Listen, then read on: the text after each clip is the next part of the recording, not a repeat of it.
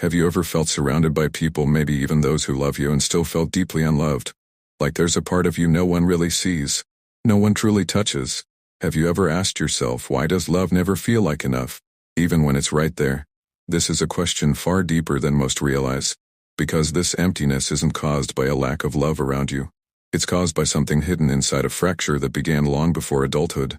Carl Jung, the father of depth psychology, believed that many of our adult struggles come from childhood wounds we never knew we carried. And perhaps the most painful one is this: the inability to truly feel loved, no matter how much someone tries, no matter how sincere their love. If you carry this wound, it will never feel like enough. Why? Because we live in a world that teaches us love must be earned through beauty, success, being agreeable, staying silent when we're hurting. From a young age, many of us learn the same message: you are lovable if. Psychologists like John Bowlby and Mary Ainsworth showed that the way we were loved, or not loved, as children shapes how we experience love as adults. If love was inconsistent, withheld, or came with conditions, we absorbed the belief that we must perform or please to be worthy of it. Jung took it further. He said our unconscious stores these experiences as emotional patterns, complexes that whisper quietly inside us, "You're not lovable."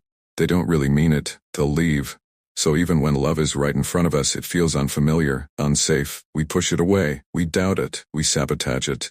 Not because we want to, but because we've never known a version of love that felt truly safe. And then another question arises: who do we become to be loved? Jung introduced two powerful ideas: the persona, the mask we wear to fit in, and the shadow, everything we hide to keep that mask in place. As children, we begin abandoning parts of ourselves: our anger, our sensitivity, our needs, our messiness. We silence them to be accepted, to be good. Though when we do that, we send a message to ourselves: this part of me is not worthy of love. And that message gets buried deep. So when someone says, "I love you," it doesn't always land, because we wonder, do they love me or the version of me I show them? The truth is, we've been hiding, and love can't reach the parts of us we refuse to show. This is the silent tragedy of emotional survival.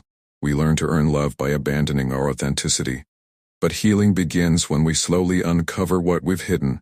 When we come face to face with the part of us we've ignored for so long. The inner child. The one who once knew how to feel deeply, to ask for love, to receive it without fear or shame.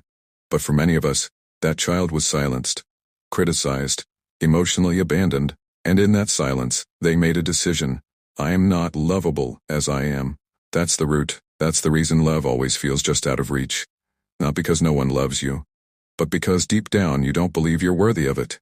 This belief wasn't born in your adult relationships, it was planted in childhood, in moments where you were emotionally alone, unseen, or only loved under conditions. And until this belief is seen, and truly felt, love will always feel just out of reach.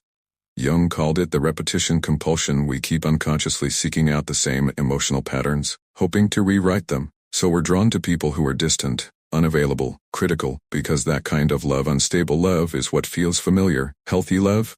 That feels strange, almost wrong. It's like trying to breathe clean air after living in smoke. And until we update that emotional GPS, we'll keep ending up in the same place, chasing love, yet never feeling it fully. But here's the good news. This cycle is not your fate. It's just a wound, looking for closure. True healing, Jung believed, comes through integration, reclaiming the parts of yourself you hid to be loved, becoming whole again, not by becoming someone new, but by finally loving the one you've always been. Because the love you've always needed, it's not in someone else's hands. It begins when you stop withholding love from yourself. And when you finally turn toward that wounded part and say, "I see you. I love you. You never had to earn it." That's when everything starts to shift. Carl Jung once said, "The privilege of a lifetime is to become who you truly are." And maybe becoming that person begins with loving the one you once hid.